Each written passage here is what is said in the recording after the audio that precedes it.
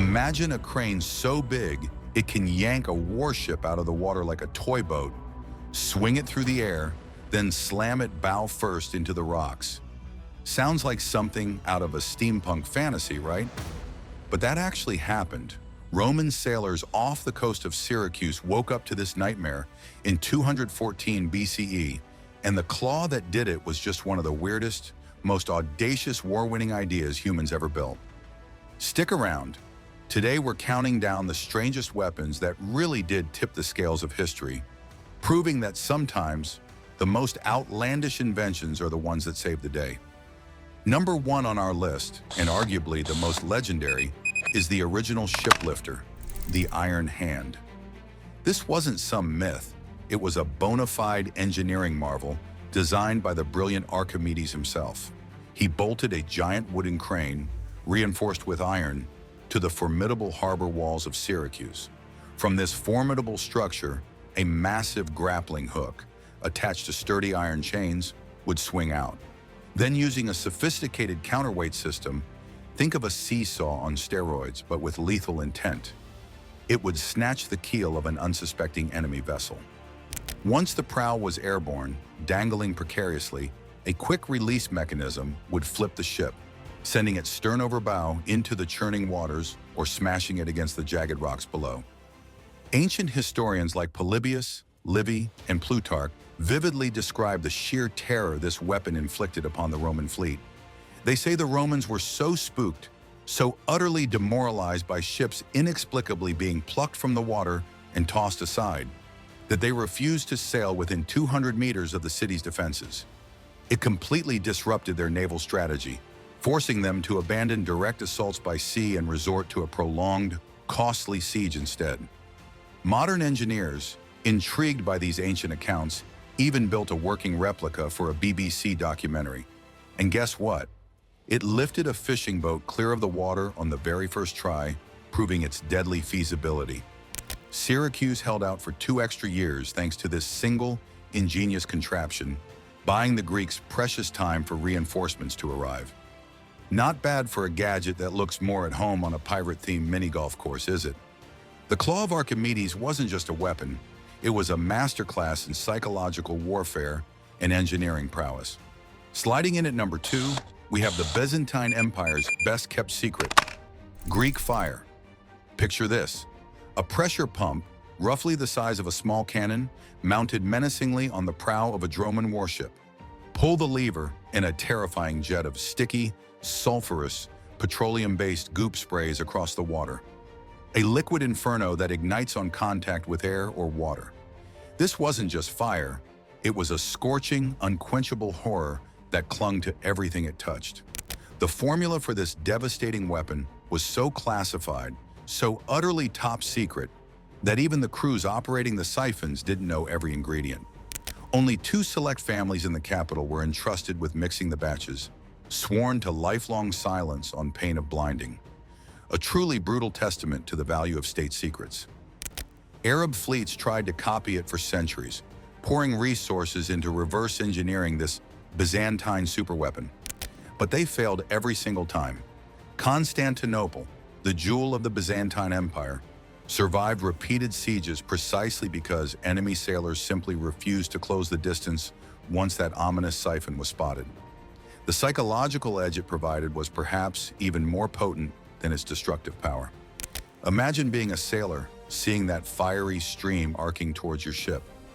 Contemporary accounts from terrified sailors spoke of rivers of liquid sun chasing them through the Bosporus, a horrifying vision that spread panic and broke formations. Greek fire burned on water, it stuck to skin like napalm, and it made the Byzantine navy virtually untouchable for an incredible 400 years, ensuring their naval dominance and protecting the heart of their empire. Third place goes to the Sarissa, a weapon that fundamentally rewrote the playbook for infantry combat.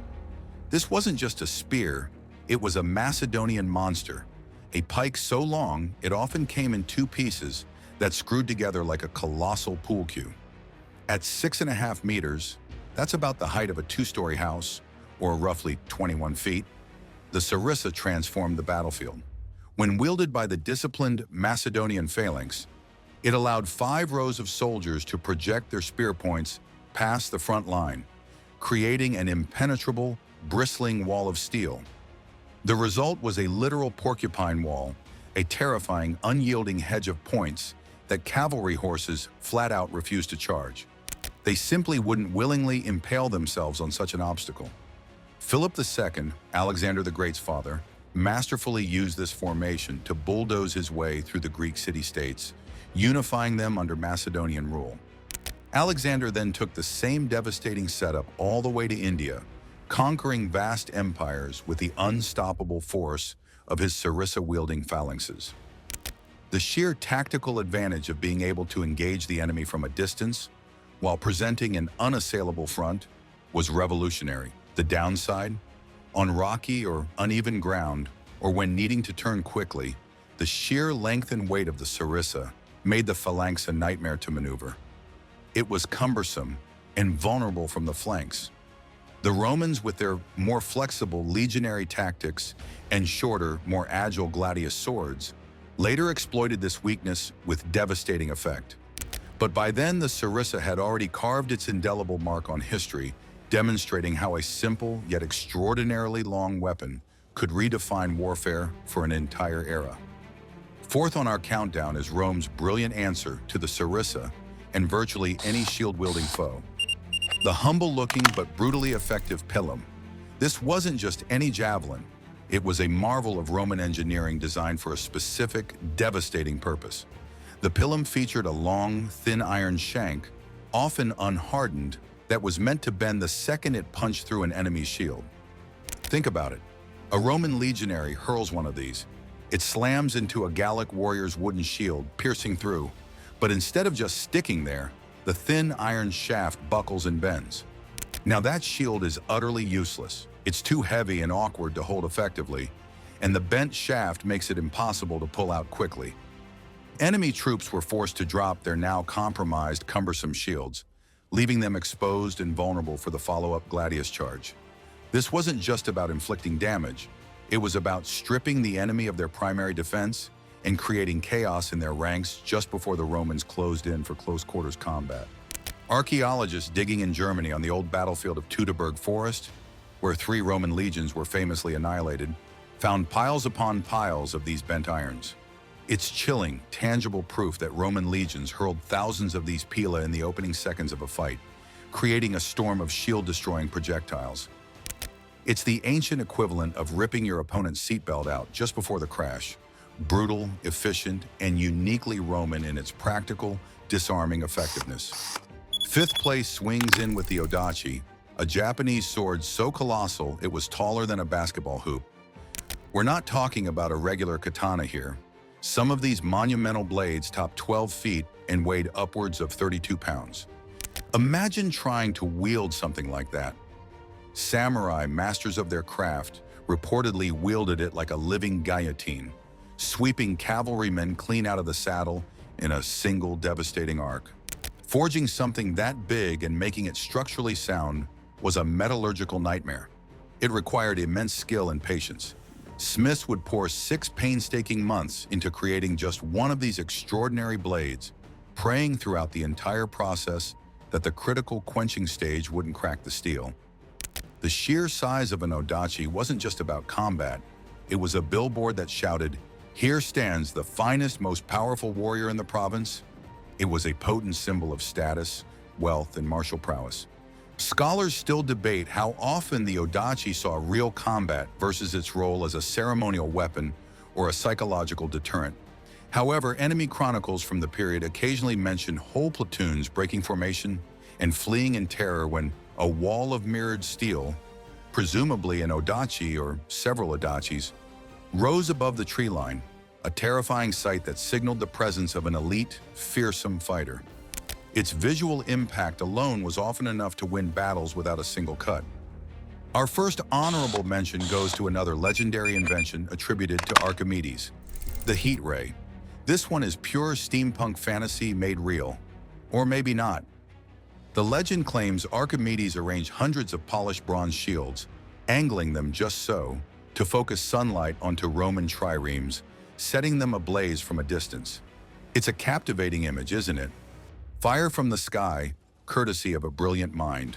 MIT students, always up for a challenge, managed to scorch a mock-up ship in 2005 under perfect lab conditions, proving it's theoretically possible. However, there's a catch. No contemporary account from the siege of Syracuse actually mentions fire from the sky.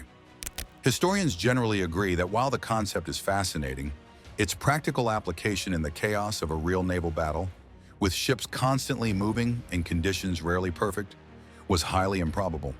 The earliest written accounts of the heat ray only appear centuries after Archimedes' death, suggesting it was more likely a later embellishment or a misunderstanding of his other brilliant optical work. Still, the idea was so far ahead of its time, so utterly revolutionary, that it continues to fuel steampunk dreams and scientific curiosity 2 millennia later. Whether it was myth or miracle, the story of Archimedes' heat ray kept his name on everyone's lips long after the city fell, cementing his legacy as a genius whose mind could conjure both practical death machines and fantastical visions. Quick break. If you're enjoying this list of history's strangest war wreckers, don't forget to tap that subscribe button and stick around to the very end. We've got one more weapon that actually ran on steam power centuries before the Industrial Revolution. You won't want to miss it. Last up, and perhaps the most mind-bendingly anachronistic, is the Architonere, a weapon that sounds like it leaped straight out of a Jules Verne novel. This was essentially a sealed bronze barrel containing a slug and powered by a jet of superheated steam. Leonardo da Vinci, ever the visionary, sketched out designs for such a device, even claiming that Archimedes had used a similar principle to hurl 200-pound stones. While there's no direct historical evidence of Archimedes actually building or deploying such a weapon, the concept is undeniably brilliant.